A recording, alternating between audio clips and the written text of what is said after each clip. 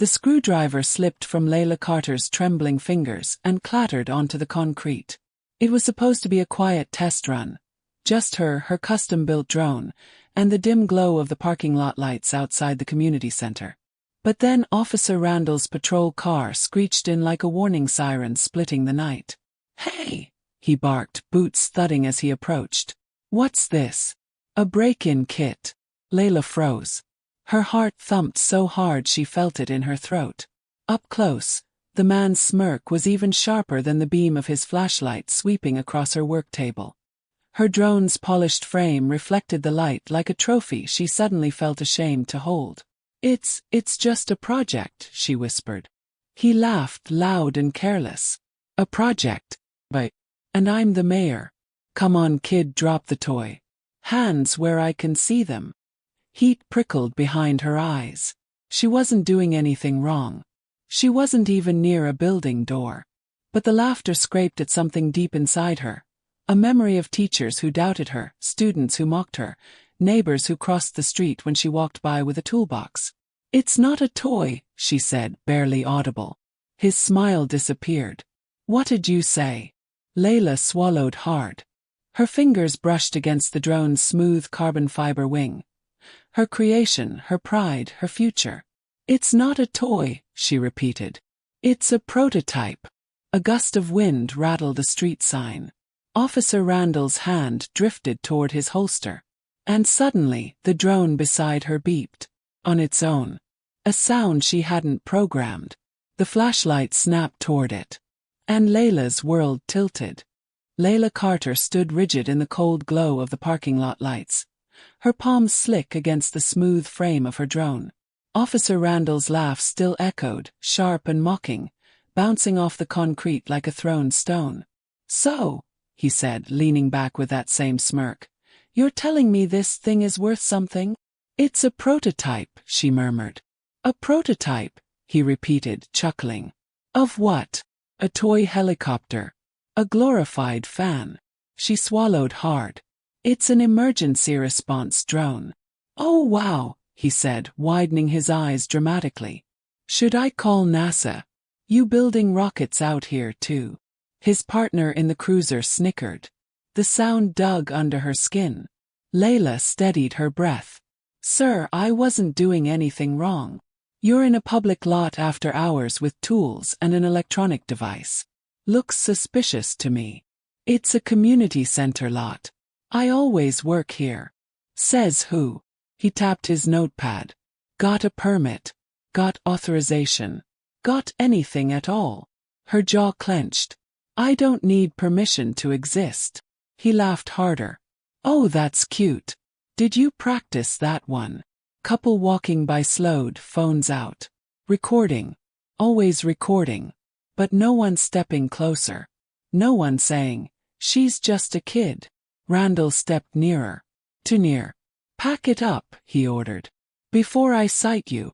"For what?" she demanded. "For whatever I decide fits," he shot back. "You want to argue or you want to go home?" Her hands shook as she reached for her screwdriver. "I'm not doing anything criminal. That's not your call. It's literally the law's call." He snapped. "Don't get smart with me." She bit the inside of her cheek. "I'm not getting smart. I am smart." He paused, eyes narrowing. "What did you say?" Her heartbeat pounded in her ears. "I said I am smart. I built this drone. I designed every part. The software, the sensors." "Oh, sensors," he interrupted mockingly. "Look at you. Little engineer." He clapped once, slow. "Do you even hear yourself?" "It's true," she whispered. "Sure it is. And I'm the King of England." Another laugh. Always the laugh. Layla forced herself to stand taller. "It's designed to locate people trapped under debris. Can read heat signatures, gas levels, structural pressure. It could save lives." "Save lives." He snorted. "Honey, this would barely save a squirrel. It's been tested." "I don't care," he barked, and she jumped. "You're not listening. Pack it up. Now." Her fingers curled into fists. "Why are you talking to me like this?" Because you're acting guilty. I'm not guilty of anything. You're hiding something, he said, scanning the table. People don't bring gadgets out at night unless they're up to no good. They do if they don't have a garage, she replied, voice cracking. Or a workshop. Or anywhere else that's safe and quiet. Randall raised an eyebrow. Excuses. It's the truth. You know what I see, he said, leaning closer. I see a kid trying to look important. Trying to play inventor. Trying to impress her little friends online. Her stomach twisted. That's not fair. Oh, sorry. He tapped his chest. Am I hurting your feelings? You're belittling me. He shrugged. If the shoe fits. A small boy tugged at his mother's sleeve nearby. Mom, why's that officer yelling? His mother dragged him away. Layla inhaled sharply. You don't know anything about me. I know enough. No, you don't. You don't know what this drone means. You don't know how long I've worked on it. Kid, he said, shaking his head. I don't need your life story. The drone suddenly beeped again. Soft, mechanical, unexpected. Randall jerked back. What the hell was that? It's just recalibrating, she said quickly. What? Recalibrating its sensors. Don't get technical with me. I'm trying to explain so you won't think it's dangerous. Oh, I already think it's dangerous, he said. Dangerous in the hands of someone who clearly doesn't know what she's doing. I do know, she insisted. I've spent 2 years building. Enough. He thrust out his hand. Give it. What? Hand it over. I'm confiscating it. No. Her voice cracked into the night. You can't take it. It's mine. I can and I will. It's not illegal. It's suspicious, he said. And that's enough. She stepped backward, clutching the drone to her chest. Please. Don't. Kid, he warned. Don't make this worse. It's my future, she whispered. He froze, just a second, but his face hardened again. Last warning. His hand hovered near his belt. Not touching, but close enough to terrify her. The drone emitted another soft mechanical chirp. Randall tensed. Phones recorded. Cars slowed. Layla held her breath. Put down, he growled. I won't, she whispered, trembling but unbroken. Randall's smirk vanished. And the night shifted. Layla didn't speak the entire ride home. She sat stiffly in the passenger seat while her mother drove in silence, glancing over every few minutes with a mixture of fear and anger. The streets blurred by. Familiar houses, dim porch lights, late-night dog walkers, but everything looked distorted, as if the world had shifted its angle and she hadn't caught up yet. Inside, the house felt too quiet. Too normal. The faint hum of the refrigerator, the ticking of the living room clock, the soft creak of floorboards. None of it matched the chaos still spinning inside her chest. Her mother finally broke the silence. Layla, baby, what happened? Layla dropped her backpack onto the couch, her hands still trembling. He laughed at me, she whispered. Her mother frowned. Who? Officer Randall. Her mother closed her eyes. Lord have mercy. He kept saying my drone was a toy. Told me I was suspicious for standing in a parking lot. Said he could confiscate it. She swallowed hard. He kept laughing. Her mother stepped closer. Did he touch you? Did he threaten? He didn't have to. Her voice cracked. He just treated me like I was nothing. Like I shouldn't even try to build anything.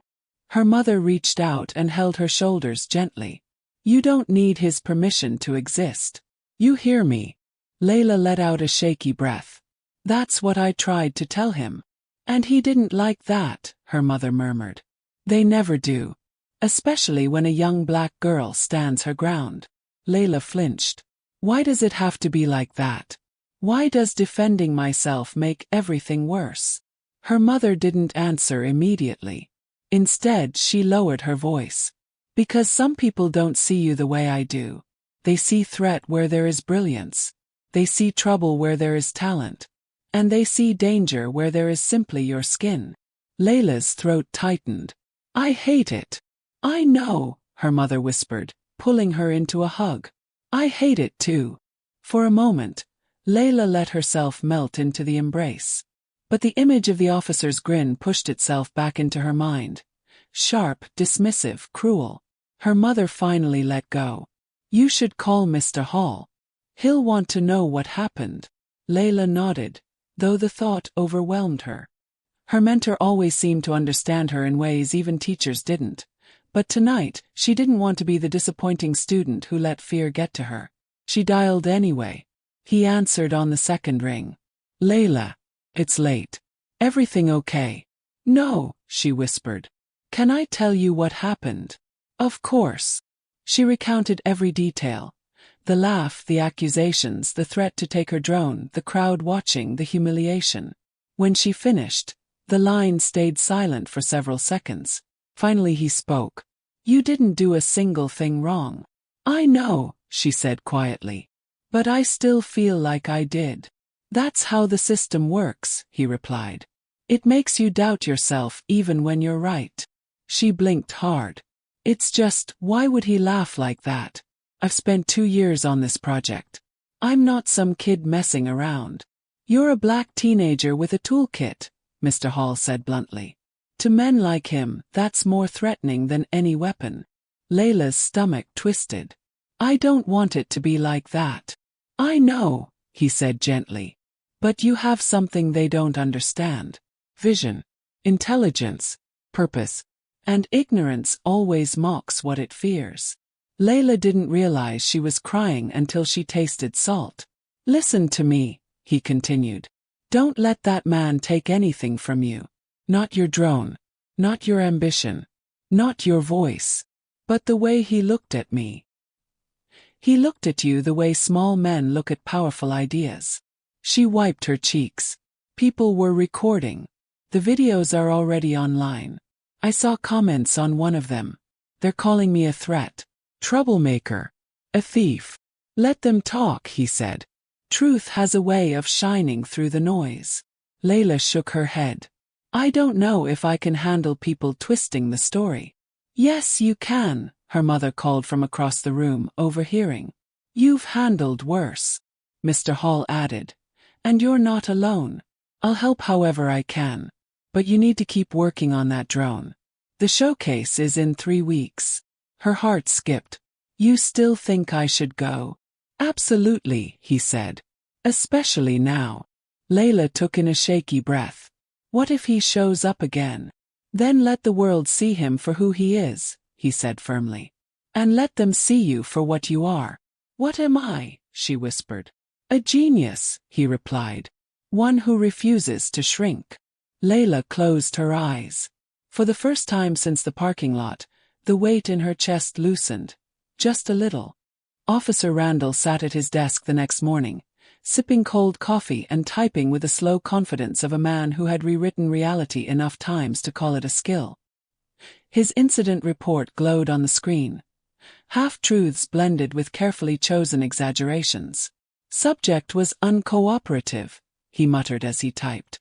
Subject acted evasively. Subject behaved in a suspicious manner consistent with attempted property damage. He added one more line with a satisfied tap of the keyboard. Officer believed device to be potentially hazardous. His partner, Jensen, shuffled in holding a box of donuts. You're still writing that? Randall smirked. Paperwork. You know how it is. Jensen dropped into his chair. I watched the footage online. People are losing their minds about that girl. Kids with cameras, Randall scoffed. They don't know what they're looking at. I handled the situation. Handled? Jensen raised an eyebrow. Looked more like you were baiting her. Randall glared. You calling me out? No, Jensen said quickly. Just saying, it's blowing up. Randall leaned back. People online always blow things up. Tomorrow they'll forget. He clicked through the report, polishing sentences like they were armor plates. She was jumpy, he added. Kept ignoring commands. You mean when you laughed in her face? Randall stiffened. I was easing the tension. Aha. He pointed a finger. You weren't there. That device she had. Who knows what it could have been? These kids are always hacking things. Making trouble. You heard about that kid last year with a homemade detonator. Jensen frowned. That wasn't even in this state. Doesn't matter, Randall said. Patterns exist. Jensen hesitated before speaking again. She's 14, man. 16, Randall corrected, though the truth didn't matter to him. Old enough to know better than to mouth off. Mouth off, Jensen repeated. She barely spoke. Randall shrugged. Didn't like her attitude. You mean confidence? Same thing, Randall muttered. Before Jensen could reply, Sergeant Vaughn stepped into the room. His expression was unreadable, which instantly made Randall nervous. Morning, gentlemen, Vaughn said. Randall, we need to talk. Randall straightened. Sure. What's up? Vaughn crossed his arms. That video. It's getting traction. Told you, Jensen whispered. Randall forced a grin. People film everything. Doesn't mean anything. It means enough that the chief wants a full report, Vaughn said. Already writing one.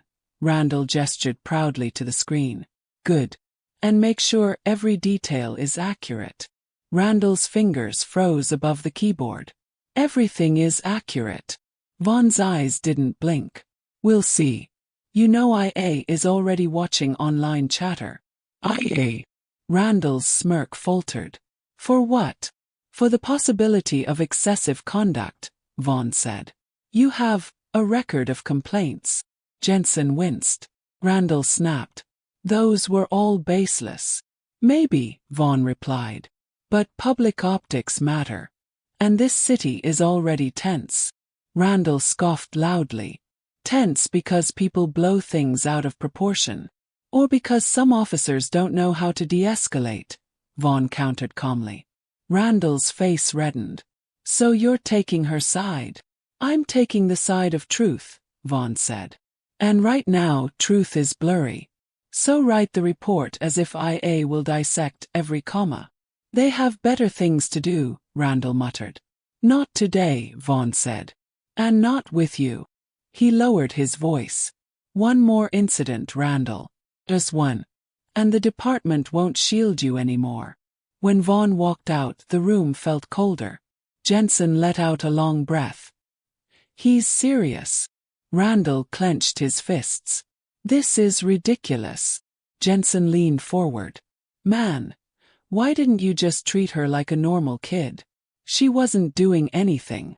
Randall slammed his hand on the desk. Because she acted like she knew more than me. Jensen blinked. She kinda did. Randall glared at him. I'm the authority. She's a teenager with a gadget. She needed to be put in her place. That mindset, Jensen whispered, is exactly why IA is interested. Randall looked back at his screen, at the rows of carefully edited lies dressed up as official truth. His jaw tightened. I won't let some kid ruin my career. Jensen shook his head. You already did that yourself. Randall ignored him, typing faster, angrier. Officer attempted de-escalation. Subject remained confrontational. He clicked save.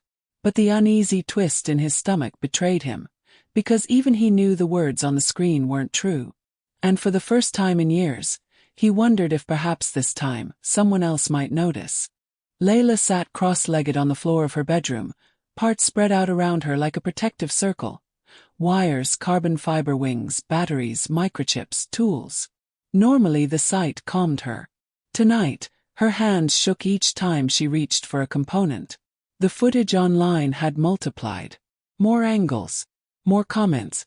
More strangers making assumptions about her character, her intelligence, her motives. Some defended her. Many didn't. Her computer pinged with new notifications, each one like a knock on the door of a house she didn't want visitors in. She turned the screen face down. Her mother peeked in. You okay in here?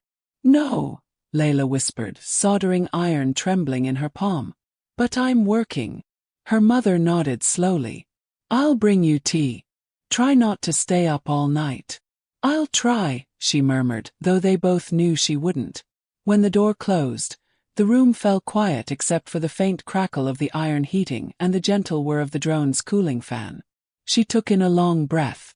Innovation doesn't need permission. Mr. Hall's words from the night before echoed through her. But the image of Officer Randall laughing in her face still pressed on her chest like a weight she couldn't shake.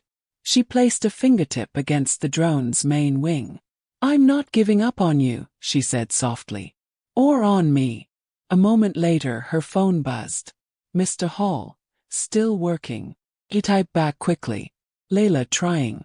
Mr. Hall, try less. Build more. She let out a small, exhausted laugh. Another message appeared. Mr. Hall. Bring the drone tomorrow. I want to look at the sensor glitch. The random beeping wasn't normal. Layla's stomach knotted. Yeah, she whispered to herself. Not normal at all. She set the drone down and opened her notebook. Pages filled with months of sketches, equations, design adjustments, test results, failures, breakthroughs. Every crossed-out line told a story. Every smudge of graphite held a memory. She flipped to a blank page.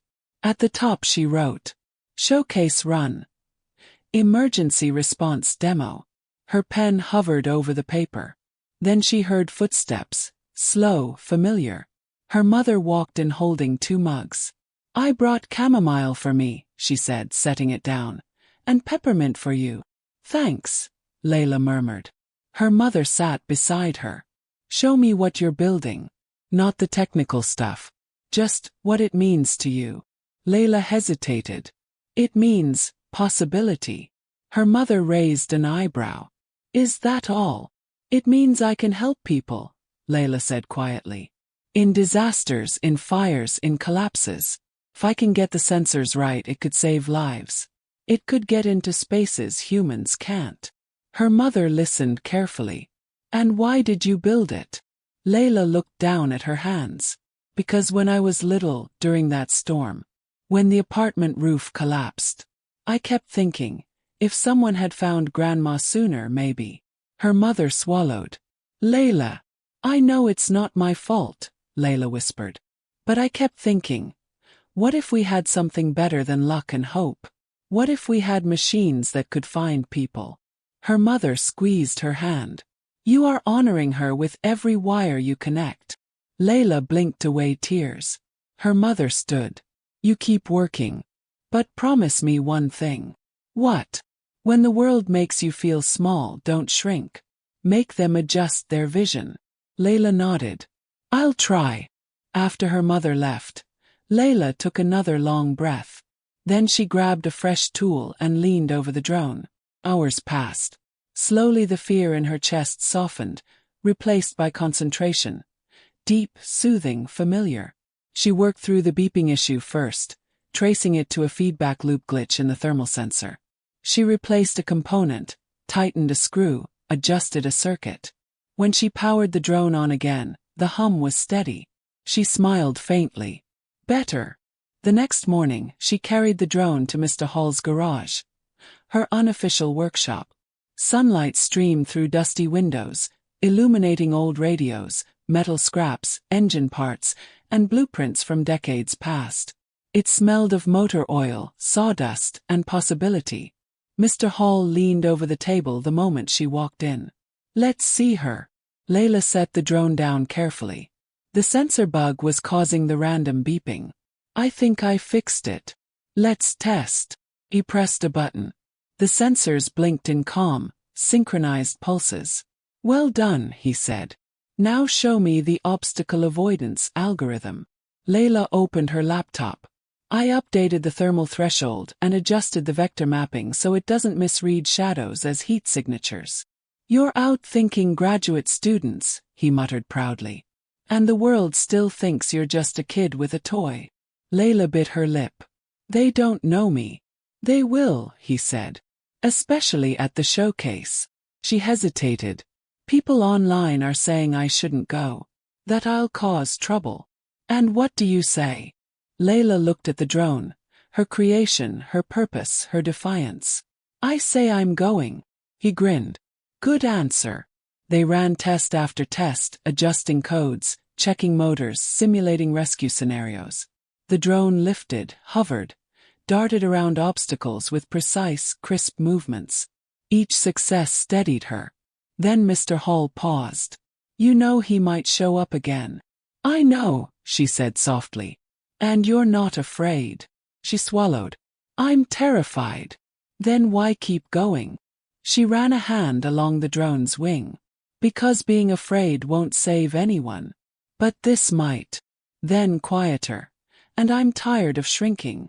Mr. Hall nodded. "Then let's make this machine impossible to laugh at." They worked for hours. When the final battery test concluded, Layla stepped back and exhaled. The drone hovered, humming steady and confident. "Her innovation doesn't need permission," Mr. Hall said again. Layla lifted her chin. "No," she said. "It needs courage." By the end of the week, Layla had learned something uncomfortable. The internet had a faster pulse than the truth. The first video, 33 shaky seconds of Randall's smirk and her trembling hands, had hit 1,000 views within hours. The second video, from a different angle, had hit 10,000. A third clip, cut and edited with dramatic red circles and ominous text, hit 100,000. And all of them told the same lie. Black teen argues with cop. None of them showed the part where she explained the drone. None showed him mocking her. None showed how calmly she tried to speak. Not one video contained the moment that mattered. His laugh. She sat at the dining table staring at her phone, heart thudding with each new notification. At True Patriot 89. Why is she out at night with gadgets? Looks sketchy. At Justice for Cops. Officer was right. Kids are getting bold these days. At Fix America. Probably stole the drone anyway. At Hometown Mama. Where are her parents? Her breath hitched. She locked the phone. Her mother looked up from cooking. "Baby, ignore them." "I'm trying." "Try harder." Layla buried her face in her hands. "They're making stuff up about me. They're saying I was trying to break into the community center. You know the truth." "So." "They don't." Her mother set the spatula down. "The problem with rumors is they spread faster than facts. But facts eventually catch up." "It doesn't feel like it," Layla muttered. Before her mother could reply, the doorbell rang. Layla stiffened. "If that's a reporter." "It's probably the mail," her mother reassured, heading for the door. Except it wasn't. Mr. Hall walked in holding a folded newspaper. "You should see this." Layla's stomach sank. "What now?" He laid the paper flat on the table. Teen tech incident sparks debate on community safety. The article referenced the footage, concerns, and public response. Quoted anonymous residents. Not her. Not her mother. Not anyone who actually knew her. Layla pushed the paper away. "They don't care what really happened." "They will," Mr. Hall said softly. "Someone just needs to say it." "I'm just a kid," she whispered. He shook his head. "You're the only one who can correct the story." Her mother joined them. "He's right." "No," Layla stood abruptly. "If I say anything, they'll twist that too." Mr. Hall took a slow breath. "Then what do you want?" "Silence." "Silence doesn't protect you. It doesn't protect anyone." He opened his briefcase and pulled out a flyer. Bright, bold colors advertising the Youth Innovation Showcase. "Your name is still on the roster," he said. "Your invention is still groundbreaking. And the city is watching." Layla stared at the flyer, chest tight. "I don't know if I can walk into a room full of people who think I'm trouble." "Walk in anyway," Mr. Hall said. "Show them brilliance they didn't expect." She had no words. It was fear. Thick and heavy. Then her phone buzzed again. She expected another hateful comment. But the notification wasn't from a troll. It was an email. From Maya Price, investigative journalist subject. Request for interview, your side of the incident. Her breath hitched. She clicked it open. Maya Price wrote with calm professionalism. explaining that she had seen the viral footage and wanted to hear a complete, unedited account from Layla. She promised neutrality, accuracy, and a platform large enough to shift public understanding. Layla stared at the screen. A journalist. Real one. She wants to talk to me. Her mother leaned over. Is she reputable? Mr. Hall nodded. I read her work. She's solid. Layla chewed her lip. What if I say something wrong? What if you say something right? Her mother countered. Before Layla could respond, the TV in the living room, still tuned to a local news channel, cut to a segment about the incident. Grainy footage played. Randall's laugh echoed through the room. Local police say the situation was handled appropriately, the reporter stated.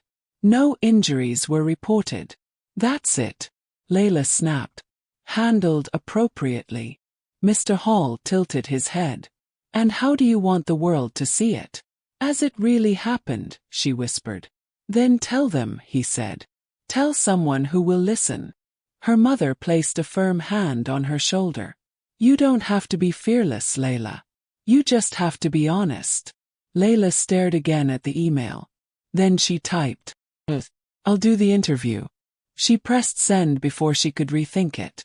The room felt suddenly larger, the air sharper. A decision had been made. The wheel had turned. Mr. Hall exhaled in relief. Good. Because rumor is fast. Her mother finished the sentence. But truth is powerful. Layla lifted her chin. I just hope the world is willing to hear it. The interview was scheduled for Saturday afternoon at a quiet cafe downtown. Neutral ground, public enough that Layla wouldn't feel cornered, but calm enough for her to think. She wore her favorite denim jacket, the one with tiny embroidered stars on the sleeve. It made her feel brave. Her mother drove her, holding her hand for most of the ride. If you need to stop at any point, we stop, she said. You're in control. Layla nodded, though her stomach was a tight fist. I know. Outside the cafe, Maya Price waited with a notebook and a recorder. She looked nothing like the pushy TV reporters Layla had imagined. She was young, with kind eyes and a calm, steady presence that felt like shelter. Layla?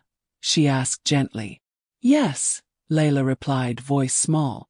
Thank you for meeting me. Maya smiled. And Mrs. Carter, thank you for trusting me. Her mother gave a wary nod. We're here to share the truth. Nothing more. Nothing less, Maya agreed. They sat at a corner table. Maya set her recorder down between them. Before we start, you should know.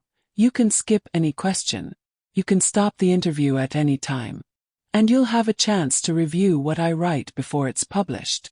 Layla breathed out slowly. Okay. Ready. Ready. Maya pressed record. Layla, in your own words, what happened in that parking lot that night? Layla swallowed. Her fingers twisted together. She pictured the moment, the flashlight beam, the laugh, the fear. I was testing my drone, she began softly. It's an emergency response drone. I built it to locate people trapped during disasters.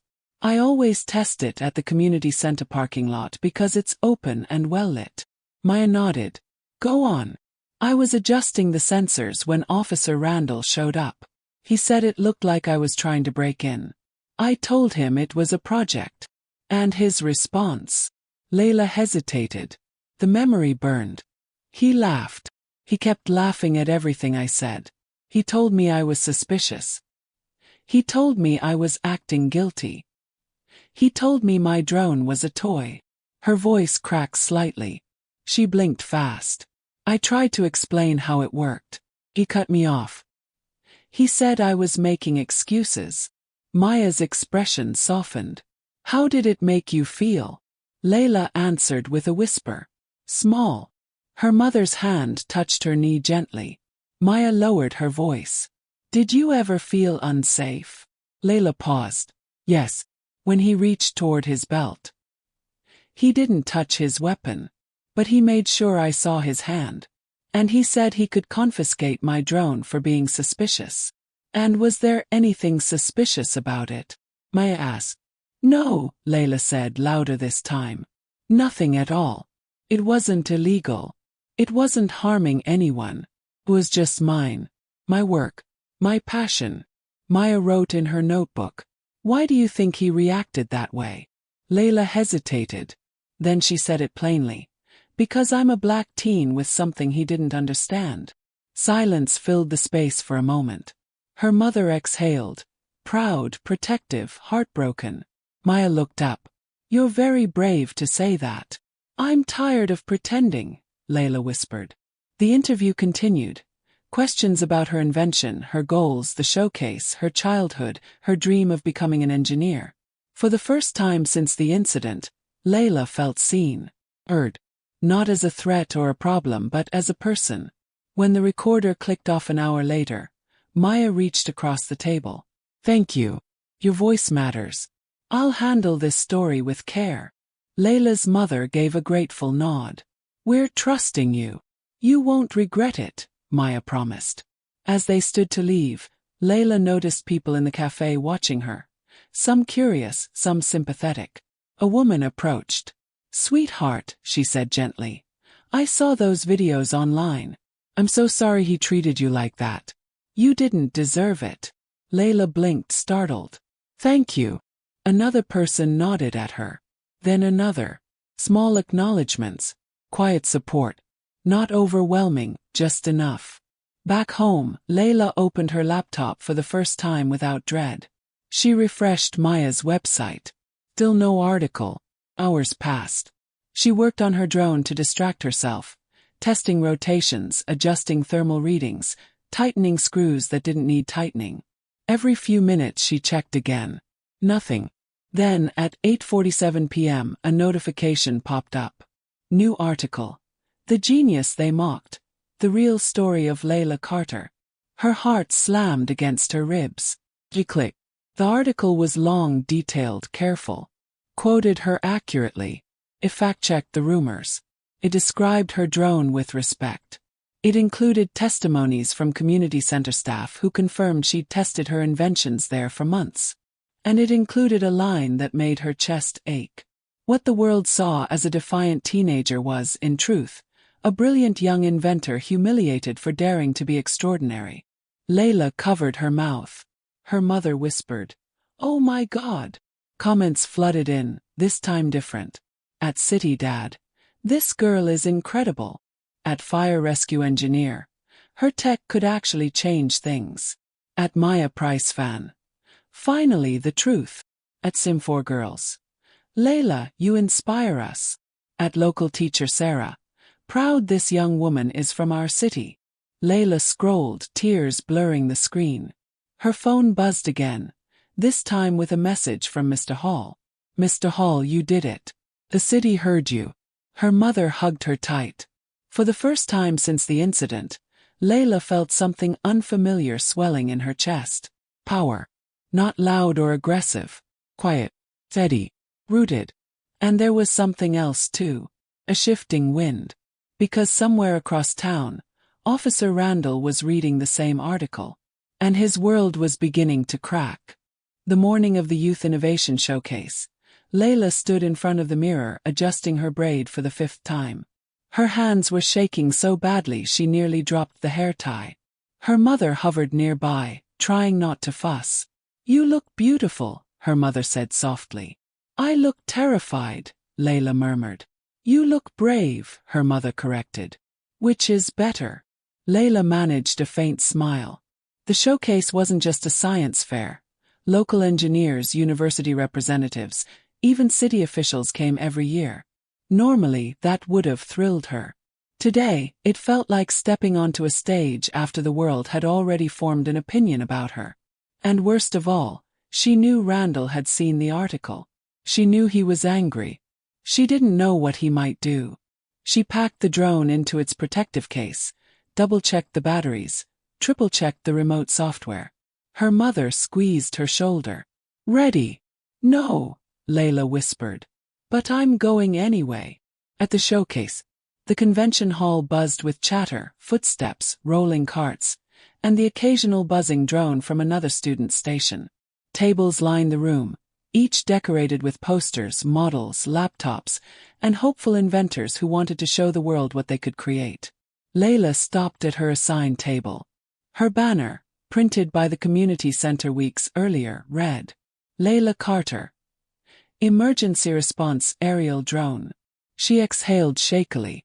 Mr. Hall appeared at her side, wearing his old dusty work jacket and a proud grin.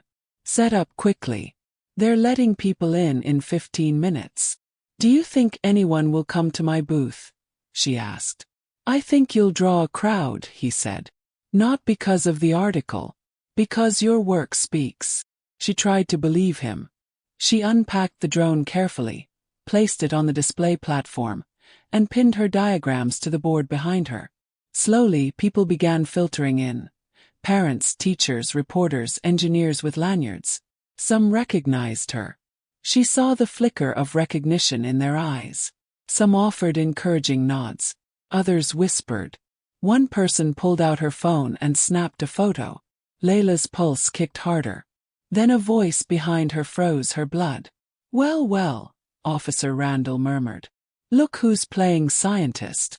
Her whole body locked. She turned slowly. Randall stood there in uniform, badge gleaming, expression tight with restrained annoyance. He wasn't smirking this time. His eyes were cold. Her mother stepped between them immediately. You are not welcome here. I'm a city officer, he said coolly. I'm allowed in public spaces. Mr. Hall joined them. This is an academic showcase, not a street corner. Leave the girl alone. Randall ignored him. His gaze stayed locked on Layla. You think that little pity article changes anything? You embarrassed this department. Layla swallowed. I told the truth. You told a version, he snapped. Randall, her mother warned. He leaned closer, voice low. You think people are here to see your toy? They're here for drama. For show. Excuse me, a voice cut in sharply. They turned. A tall woman in a navy blazer, one of the showcase organizers, stepped between them. Is this man bothering you? Layla opened her mouth but Randall cut in. I'm not bothering anyone. Just observing. You're in uniform, the woman said coolly. And you are making the participants uncomfortable. Leave this area now. Randall's jaw clenched. I have every right. One more word, she said, pulling out her badge, and security will escort you out. He froze. Her badge wasn't police. It was city government. Deputy Commissioner for Youth and STEM Initiatives. Randall stiffened. His eyes flicked to the crowd that had begun to form. Cameras pointed at him. Not her. The dynamic had shifted. He stepped back slowly, face burning with humiliation, and walked away. Layla's knees nearly buckled. Her mother caught her. It's okay, baby. It's okay, Mr. Hall whispered. He just exposed himself. The deputy commissioner turned toward Layla. You're the young inventor from the article, aren't you? Layla nodded slowly. I hope you don't let anyone stop you, the woman said warmly. Now go show us what you can do. The demonstration. An hour later, the main demonstration hall opened. Rows of chairs filled quickly. Engineers, reporters, families. All seated, waiting. The announcer called out, Next exhibit, Emergency Response Aerial Drone by Layla Carter. A spotlight snapped onto her. She stepped forward, heart hammering. She felt her mother's eyes, Mr. Hall's encouragement, the crowd's expectation. She placed the drone on the launch pad. A reporter in the front row raised his hand. Is it true this is the invention the officer claimed was suspicious? Layla steadied her breath. Yes. And what is it actually designed to do? Layla lifted her chin. To save lives. She activated the drone. It lifted smoothly into the air, humming steady and confident. Gasps rippled through the crowd. She tapped commands into her tablet. The drone darted forward, navigating through a simulated collapsed building obstacle course. Pipes, blocks, narrow gaps. It scanned heat signatures, projected them onto the screen, marked potential survivor locations. Every movement was precise. Every reading accurate. It was beautiful. The crowd applauded as the drone hovered back toward her and landed perfectly. Layla let out a breath she didn't know she'd been holding. Reporters surged forward.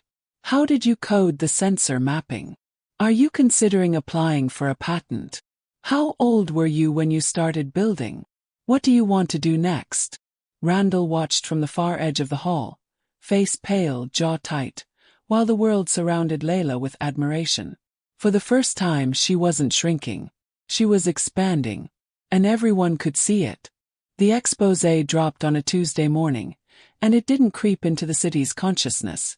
It detonated. Headline: A pattern of mockery. Inside Officer Randall's history of complaints. Beneath it, Maya Price laid out everything the city had never bothered to look closely at. 6 prior civilian complaints for condescension, 2 for racial bias, 1 for excessive taunting, and an incident where Randall allegedly mocked a disabled man during a traffic stop.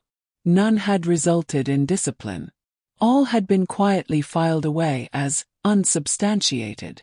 But when placed together, when shown in sequence, the pattern was unmistakable. And Layla's story had been the spark that finally made people look.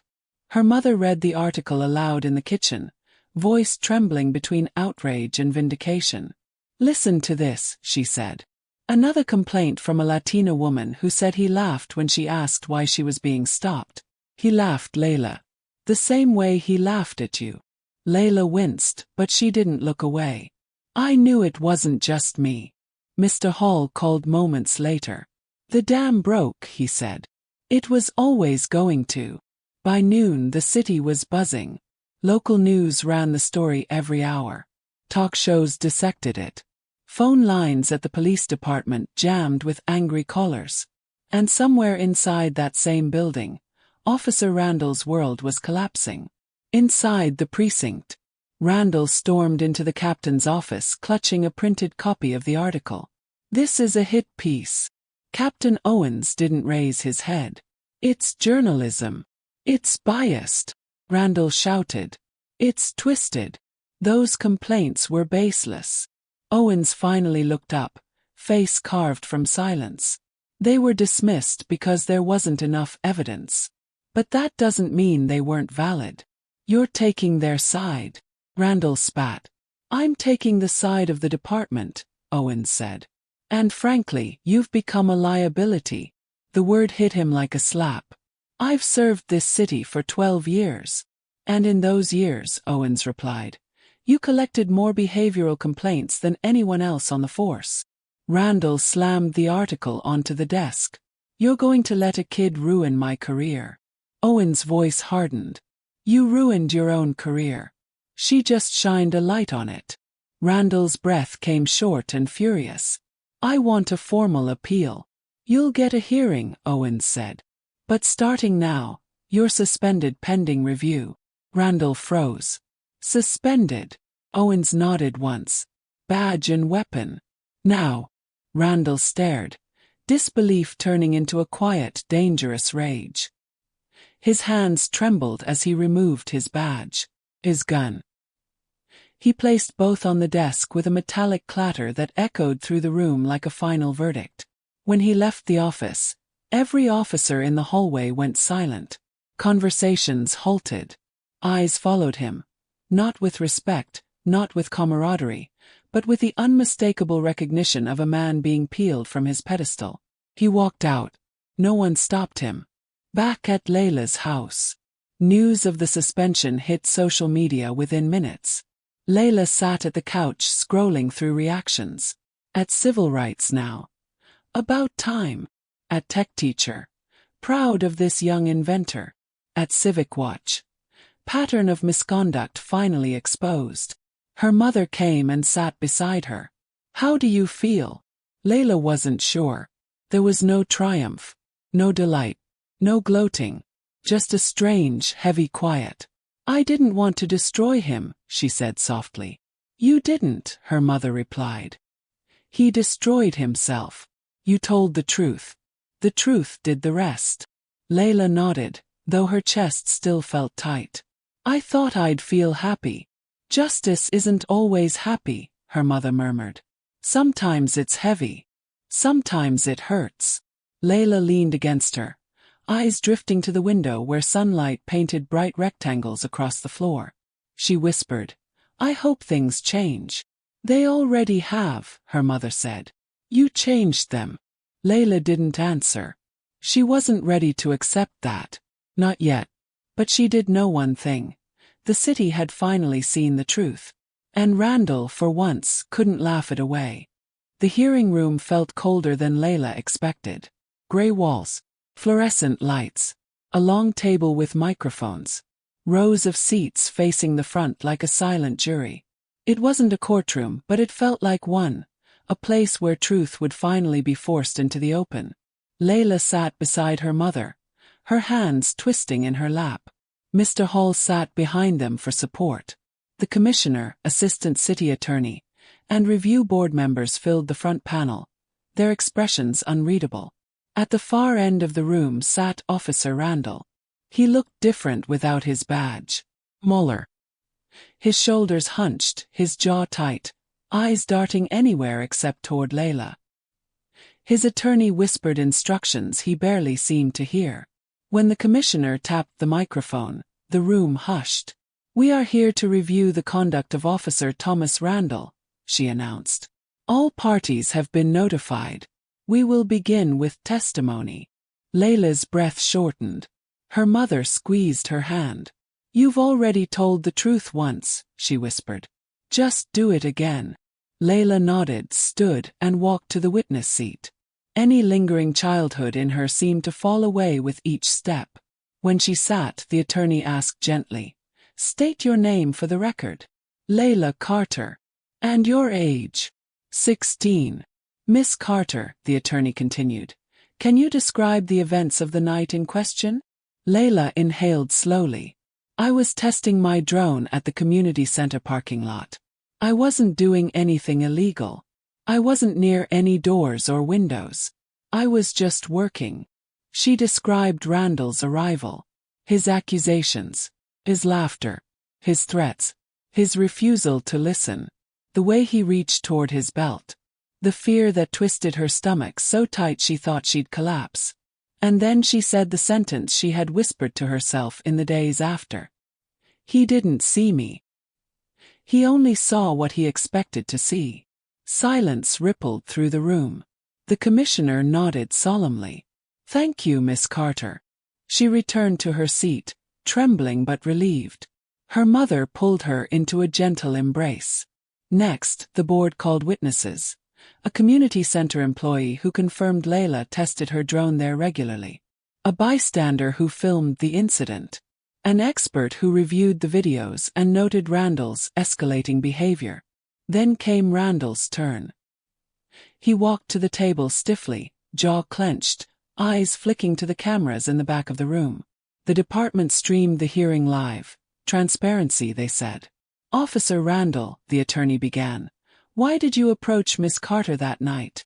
Randall cleared his throat. She was loitering with equipment that looked suspicious. Suspicious how?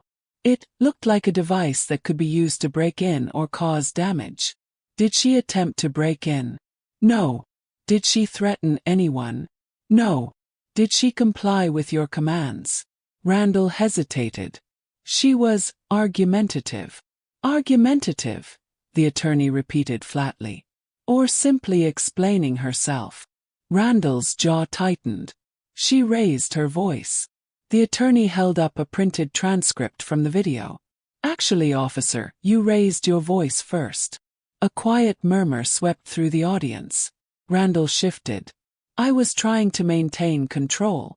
At which point, the attorney continued, did you decide that mocking her was an appropriate form of control? Randall froze. His attorney whispered urgently, but Randall shook his head and muttered, I didn't mock her. The attorney hit play on a clip. The room echoed with Randall's laugh, sharp, belittling, dismissive. Everyone heard it. Randall's face drained of color. When the clip ended, the attorney said softly, Is that you laughing, officer? Yes. And is this how you are trained to interact with civilians? Particularly minors? Randall swallowed hard. No. No, the attorney repeated. Yet you did it anyway. Randall stared at the table, his voice cracking. I misjudged the situation. You misjudged the child, the attorney corrected. Repeatedly. The commissioner leaned forward. Officer Randall, we have reviewed not just this incident but your entire conduct record. 12 years of service. Yet complaint after complaint describes the same pattern. Do you have anything to say in your defense? Randall lifted his eyes. For a brief moment, he looked fragile, like a man forced to meet a version of himself he'd never confronted. I didn't think it mattered, he whispered. The room stilled. I didn't think, he swallowed. I didn't think anyone would take her word over mine. The words hung heavy, only, honest. Even Layla felt the weight of them. The commissioner nodded grimly. That tells us everything. There was no drama after that. No shouting. No spectacle. Just consequences. The commissioner read the final statement. Officer Thomas Randall is hereby terminated from the police force. The department will forward all findings to the state board for further review. Randall closed his eyes, shoulders sagging. His attorney placed a hand on his arm, but he shook it off. He stood slowly, looked toward Layla for the first time. She didn't see anger anymore. She saw a man who finally realized what he'd done. How many he'd hurt. How far he'd fallen. But she also saw distance, an entire world between them. He walked out without a word. Afterward. Outside the building, reporters swarmed. Cameras flashed. Questions flew. Layla, how do you feel? Do you think justice was served? What do you want people to learn from this? Layla took a breath. I want people to understand, she said steadily. That talent doesn't have a color. That respect shouldn't depend on who you expect someone to be. And that silence damages as much as cruelty. Cameras clicked. My invention didn't give me a voice, she continued. I always had one. Some people just never listened. Her mother squeezed her hand. Mr. Hall beamed. A breeze lifted her braid as Layla stepped forward into a crowd that saw her, truly saw her, for the first time. Justice had been served. But it had come at a cost she'd never forget. 2 months after the hearing, the city's air felt different. Lighter, like someone had finally opened a window that had been sealed shut for years. Layla stood on the rooftop of the community center at dusk, the same place where everything had begun. Her drone hovered beside her, humming softly against the warm evening breeze. The sun dipped low, painting the sky with streaks of orange and purple. It looked like something out of a world she used to only dream of belonging to. Now she was part of it. Footsteps echoed behind her. Mr. Hall climbed up the last step of the ladder, breathing a little harder than usual. You could have warned me, he huffed. Layla grinned. You said you wanted to see the upgraded test run. He approached the railing. Just didn't think you'd pick the roof. It's got the best view. It does, he admitted. The drone beeped once, a calm, confident sound. Not the broken, confused beep from months ago. This one carried purpose. You ready? She asked. You're the one flying it, he replied. She tapped a sequence on her tablet. The drone zipped upward, rising like a silver arrow toward the open sky. It performed a tight rotational scan, shifted its wings, and glided across the rooftop edge with perfect balance. Mr. Hall nodded approvingly. You improved the stabilization algorithm. And the distance mapping, she said proudly. I also added an emergency alert ping. If it detects certain signals, it'll send a message to a designated phone. Whose phone? Mine, she said. Then quieter, for now. He smiled knowingly. The city's emergency response board asked about you, you know. Layla blinked. What? They're considering you for the teen mentorship track.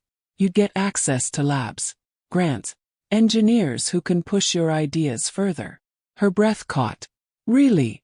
Really? He confirmed. They saw what you did at the showcase. They saw what you overcame. They want to invest in you.